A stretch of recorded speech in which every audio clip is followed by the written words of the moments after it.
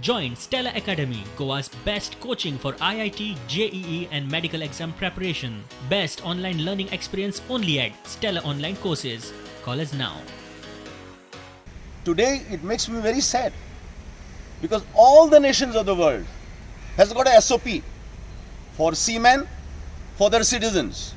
All the citizens who were in Goa, they are taken back, and our citizens and our seamen are yet to come.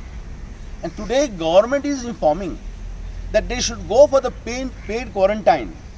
Let us not make business and commerce out of quarantine. This is not a quarantine economy. Let us not convert our duty into payment. It is our duty, it is our sacred duty to help every citizen who needs our help. Those who can afford to pay the quarantine, those who come to Goa, they should be asked to pay the quarantine. But not our brothers and sisters, the NRIs, the seamen who cannot afford. Those who can afford, they can pay. But those who cannot afford, they should not be kept back because it's already nearly 60 days. It's too long. Let our brothers and sisters come back to Goa.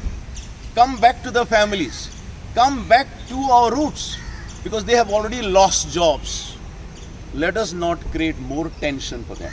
I have today once again appealed. Yesterday I had written appeal to the Prime Minister. I had written appeal to the Home Minister. I had written an appeal to the Minister of External Affairs. I had written an appeal to the Honorable Chief Minister. Because today SOP comes from the Government of India. And therefore the Chief Minister should be firm. If the Government of India fails, Government of Goa should not fail. So it is my earnest appeal on this sacred day that let us help every Goan who are poor, who are destitute, who are suffering, who have lost their employment. These are very, very difficult times. So let us reach out with our hearts to them.